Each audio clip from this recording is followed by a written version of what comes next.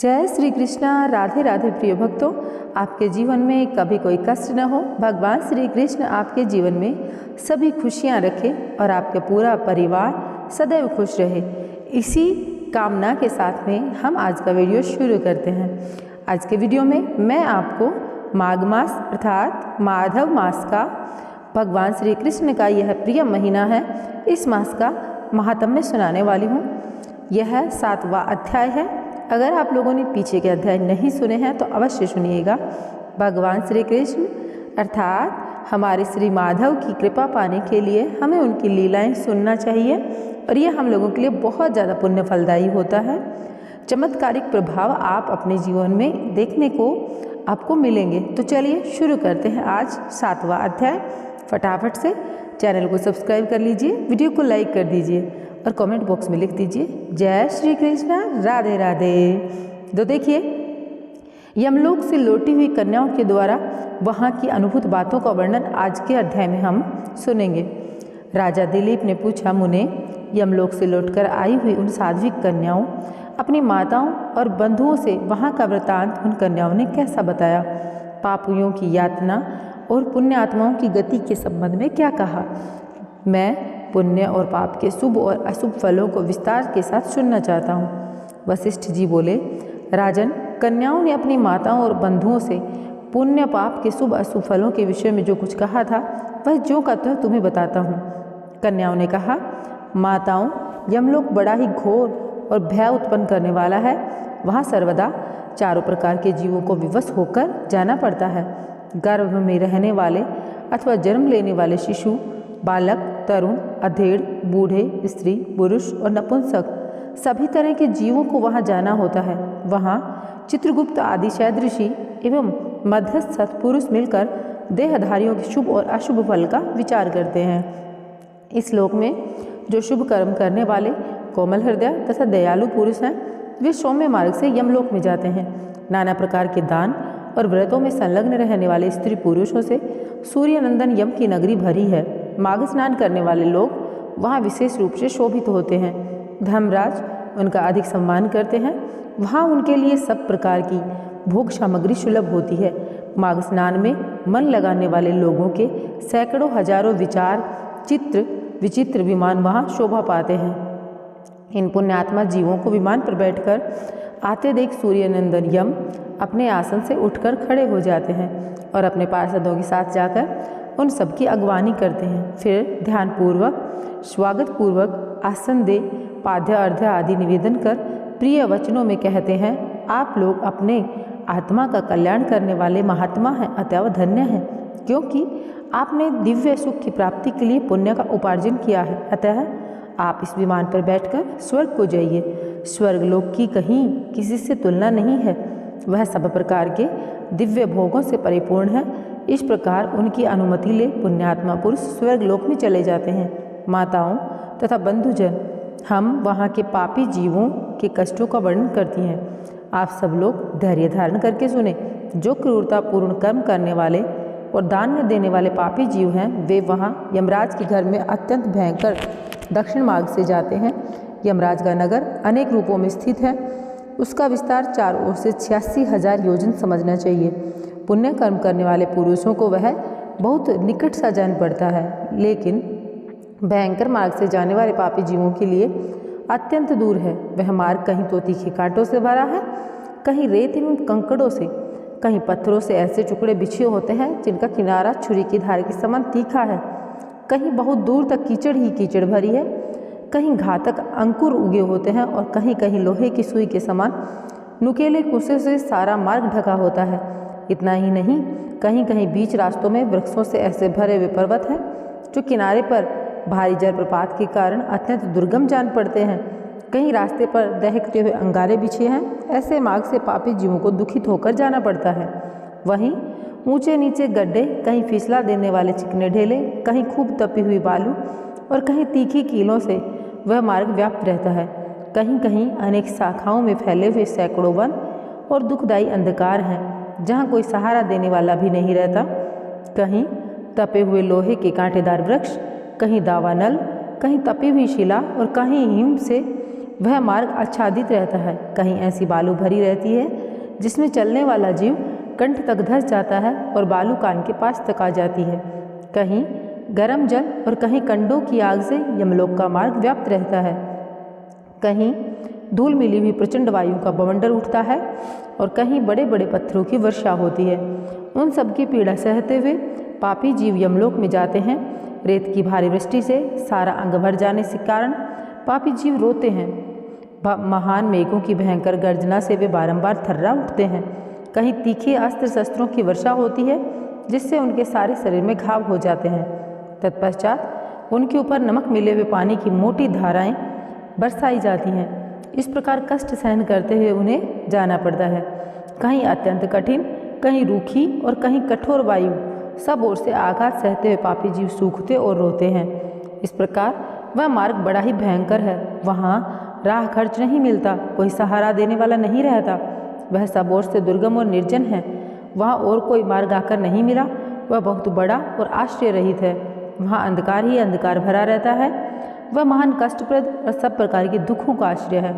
ऐसे ही मार्ग से यम की आज्ञा का पालन करने वाले अत्यंत भयंकर यमदूतों द्वारा समस्त पाप परायण मूढ़ जीव बलपूर्वक लाए जाते हैं। वे एकाकी, पराधीन तथा मित्र और बंधु बांधुओं से रहित होते हैं। अपने कर्मों के लिए बारंबार शोक करते हैं और रोते हैं। उनका आकार प्रीत जैसा होता है। उनके शरीर पर वस्त्र नहीं रहते। कंठ, ओठ और तालू सूखे होते हैं। वे शरीर से दुर्बल और भयभीत होते हैं तथा क्षुधा की आग से जलते रहते हैं। बलोन्मत्त यमदूत किन्हीं पापी मनुष्यों को चित सुलाकर उनके पैरों में साकल बांध देते हैं और उन्हें घसीटते हुए खींचते हैं। कितने ही दूसरे जीव ललाट में चुभाए जाने के कारण कलेश भोगते हैं। कितनों की बाहें पीठ की ओर घुमाकर बांधी दी जाती हैं। उनके हाथों में कील ठोक दी जाती है, साथ ही पैरों में बेड़ी भी पड़ी होती है। इस दशा में भूख का कष्ट सहन करते हुए उन्हें जाना पड़ता है। कुछ दूसरे जीवों के गले में रस्सी बांधकर उन्हें पशुओं की भांति घसीटा जाता है और वे अत्यंत दुख उठाते रहते हैं। कितने ही दुष्ट मनुष्यों की जिह्वा में रस्सी बांधकर उन्हें खींचा जाता है। किन्हीं की कमर में भी रस्सी बांधी जाती है। उन्हें गर्दनियाँ देकर इधर उधर ढकेला जाता है। यमदूत किन्हीं की नाक बांधकर खींचते हैं, किन्हीं के गाल तथा ओठ छेद कर उनमें रस्सी डाल देते हैं। उन्हें खींचकर ले जाते हैं। तपे हुए शिकंजों से कितने ही पापियों के पेट छेदे होते हैं। कुछ लोगों के कानों और ठोड़ियों में छेद करके उनमें रस्सी डालकर खींचा जाता है। किन्हीं के पैरों और हाथों के अग्रभाग काट लिए जाते हैं। किसी के कंठ, ओठ और तालुओं में छेद कर दिया जाता है। किसी किसी के अंडकोश कट जाते हैं। कुछ लोगों के समस्त अंगों की संधियाँ काट दी जाती हैं। किन्हीं को भालों से छेदा जाता है, कुछ बाणों से, और उसके साथ में कुछ लोगों को लोहे के डंडों से बार बार पीटा जाता है। वे निराश्रय होकर चीखते चिल्लाते हुए इधर उधर भागते हैं। प्रज्वलित अग्नि के समान कांति वाले भांति भांति के भयंकर आरों और भिंदी बालों से उन्हें विदीर्ण किया जाता है। वे पापी जीव पीव और रक्त बहाते हुए घाव से पीड़ित होते और कीड़ों से डसे जाते हैं। इस प्रकार उन्हें विवश करके यमलोक में ले जाया जाता है। वे भूख प्यास से पीड़ित होकर अन्न और जल मांगते हैं। धूप से बचने को छाया के लिए प्रार्थना करते हैं और शीत से व्यथित होकर तापने के लिए अग्नि मांगते हैं। जिन्होंने उक्त वस्तुओं का दान नहीं किया वे पाथे रहित पथ पर इसी प्रकार कष्ट सहते हुए यात्रा करते हैं। इस प्रकार अत्यंत दुखमय मार्ग से चलकर जब वे प्रेतलोक में पहुंचते हैं तब दूत उन्हें यमराज के आगे उपस्थित करते हैं। उस समय वे पापी जीव यमराज को भयानक रूप में देखते हैं। वहाँ असंख्यों भयानक यमदूत जो काजल के समान काले, महान वीर और अत्यंत क्रूर होते हैं, हाथों में सब प्रकार के अस्त्र शस्त्र लिए मौजूद रहते हैं। ऐसे ही परिवार के साथ बैठे हुए यमराज तथा चित्रगुप्त को पापी जीव अत्यंत भयंकर रूप में देखते हैं। उस समय भगवान यमराज और चित्रगुप्त उन पापियों को धर्मयुक्त वाक्यों से समझाते हुए बड़े जोर जोर से फटकारते हैं। वे कहते हैं, वो खोटे कर्म करने वाले पापियों, तुमने दूसरों के धन हड़प लिए और सुंदर रूप के घमंड में आकर पराई स्त्रियों के साथ व्यभिचार किया। मनुष्य अपने आप जो कुछ कर्म करता है उसे स्वयं ही भोगता है। फिर तुमने अपने ही भोगने के लिए पाप कर्म क्यों किया? अब अपने कर्मों की आग में जलकर इस समय तुम लोग संतप्त क्यों हो रहे हो?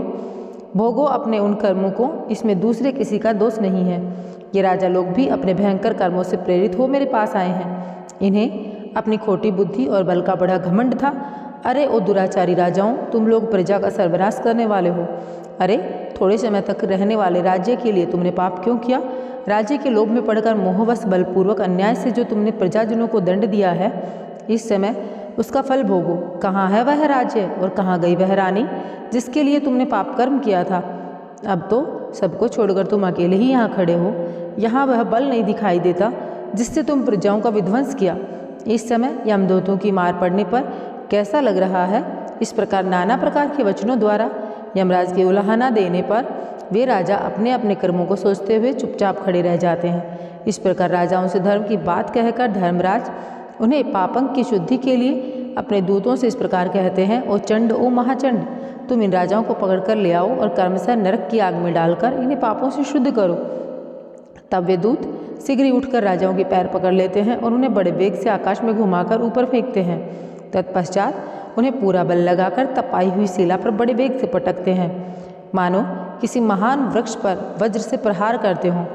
शिला पर गिरने से उनका शरीर चूर चूर हो जाता है, रक्त के स्रोत बहने लगते हैं और जीव अचेत एवं निश्चेष्ट हो जाता है। तदंतर वायु का स्पर्श होने पर वह धीरे धीरे सांस लेने लगता है।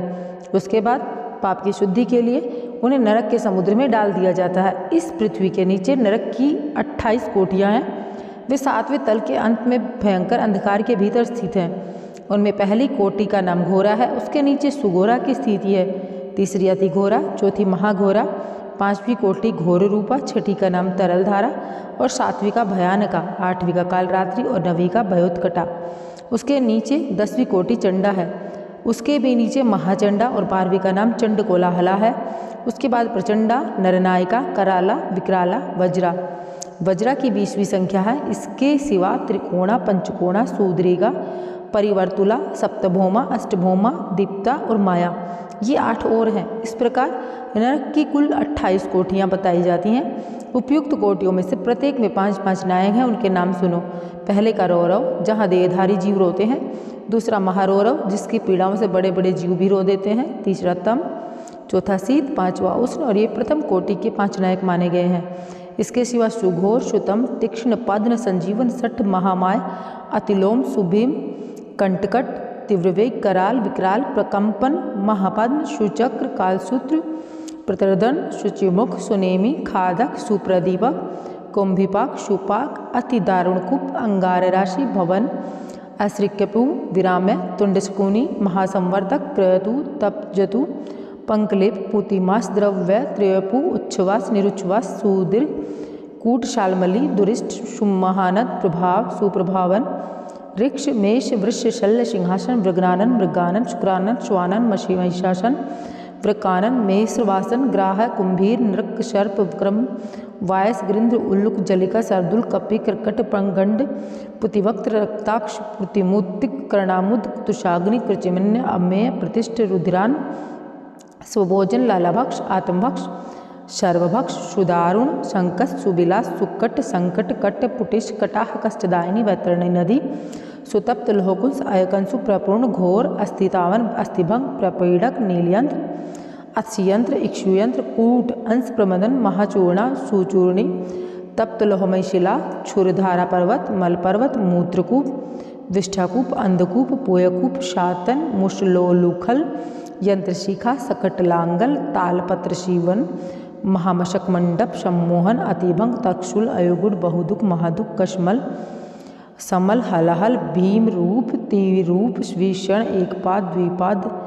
इस प्रकार से ये क्रमशः 5-5 के 28 समुदाय माने गए हैं और एक एक समुदाय के एक एक कोटि का नायक है। रौरव से लेकर अविचिक तक कुल 140 नरक माने गए हैं। इनमें से सब के सब पापी मनुष्य अपने कर्मों के अनुसार डाल दिए जाते हैं और जब तक भांति भांति की यातनाओं द्वारा उनके कर्मों का भोग समाप्त नहीं हो जाता तब तक उसी में पड़े रहते हैं। जैसे स्वर्ण आदि धातु जब तक उनकी मैल न जल जाए तब तक आग में तपाए जाते हैं, उसी प्रकार पापी पुरुष पापक्षय होने तक नरकों की आग में शुद्ध किए जाते हैं। इस प्रकार कलेश सहकर जब वे प्राय शुद्ध हो जाते हैं तब से इस कर्मों के अनुसार पुनः इस पृथ्वी पर आकर जन्म ग्रहण करते हैं।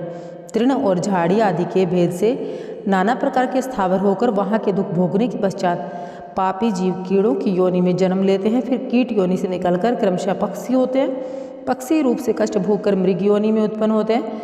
वहाँ के दुख भोगकर अन्य पशु योनि में जन्म लेते हैं। फिर क्रमशः योनियों में आकर मरने के पश्चात मनुष्य होते हैं। माताओं, हमने यमलोक में इतना ही देखा है, वहाँ पापियों को बड़ी भयानक यातनाएं होती हैं। वहाँ ऐसे ऐसे नरक हैं जो न कभी देखे गए थे और न कभी सुने गए थे। वह हम सब लोग न तो जान सकती हैं न ही देख सकती हैं। माताएं बोली, बस बस इतना ही बहुत हुआ, अब रहने दो। इन नरक यातनाओं को सुनकर हमारे सारे अंग स्थिर हो गए, हृदय में भय छा गया।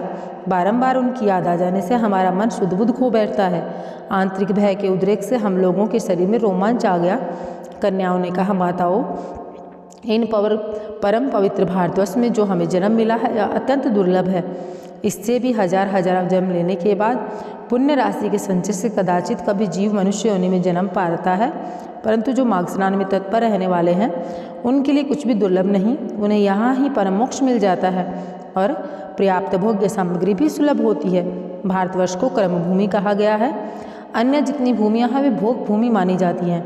यहाँ यति तपस्या या यज्ञ करते हैं तथा यहीं पारलौकिक सुख के लिए श्रद्धापूर्वक दान दिए जाते हैं। कितने ही धन्य पुरुष यहाँ माघ स्नान करके तपस्या करके अपने क्रमों के अनुसार ब्रह्मा इंद्र देवता जो है उनके समान पद प्राप्त करते हैं। यह भारतवर्ष सभी देशों से श्रेष्ठ माना गया है, क्योंकि यह मनुष्य धर्म और स्वर्ग और मोक्ष की सिद्धि कर सकते हैं। इस पवित्र भारत देश में क्षण भंगुर मानव जीवन को पाकर जो अपने आत्मा का कल्याण नहीं करता, उसने अपने आप को ठग लिया। मनुष्यों में भी अत्यंत दुर्लभ ब्राह्मणत्व को पाकर जो अपना कल्याण नहीं करता, उससे बढ़कर मूर्ख कौन होगा। कितने ही काल के बाद जीव अत्यंत दुर्लभ मानव जीवन प्राप्त करता है। इसे पाकर ऐसा करना चाहिए जिससे कभी नरक में न जाना पड़े। देवता लोग भी यही अभिलाषा करते हैं कि हम लोग कब भारतवर्ष में जन्म लेकर माघ मास में प्रातःकाल किसी नदी या सरोवर में जल में गोते लगाएंगे। देवता यह गीत गाते हैं, जो लोग देवताओं के पश्चात स्वर्ग और मोक्ष की प्राप्ति के मार्गभूत भारतवर्ष के भूभाग में मनुष्य जन्म धारण करते हैं, वे धन्य हैं। हम नहीं जानते कि स्वर्ग की प्राप्ति कराने वाले पुण्यकर्म के क्षीण होने पर किस देश में हमें पुनः देह धारण करना होगा। जो भारतवर्ष में जन्म लेकर सब इंद्रियों से युक्त है, किसी भी इंद्रिय से हीन नहीं, वे ही मनुष्य धन्य हैं। अतः माताओं, तुम भय मत करो, आदरपूर्वक धर्म का अनुष्ठान करो। जिनके पास दान रूपी राह खर्च होता है, वे यमलोक के मार्ग पर सुख से जाते हैं। अन्यथा उस पाथे रहित पथ पर जीव को कलेश भोगना पड़ता है। ऐसा जानकर मनुष्य पुण्य करे और पाप छोड़ दे। पुण्य से देवताओं की प्राप्ति होती है, अधर्म से नरक में गिरना पड़ता है। एक किंचित जो भी देवेश्वर भगवान श्री हरि के शरण में गए हुए भयंकर यमलोक का दर्शन नहीं करते। बांधवों, यदि तुम लोग संसार बंधन से छुटकारा पाने चाहते हो तो सच्चिदानंद स्वरूप परमदेव श्री नारायण की आराधना करो। यह चराचर जगत आप लोगों की भावना संकल्प से ही निर्मित है। इसे बिजली की तरह चंचल क्षण भंगुर समझकर श्री जनार्दन का पूजन करो। अहंकार विद्युत की रेखा के समान व्यर्थ है, इसे कभी पास न आने दो। शरीर मृत्यु से जुड़ा हुआ है, जीवन भी चंचल है। धन राजा आदि से प्राप्त होने वाली बाधाओं से परिपूर्ण है। संपत्तियां क्षण भंगुर हैं।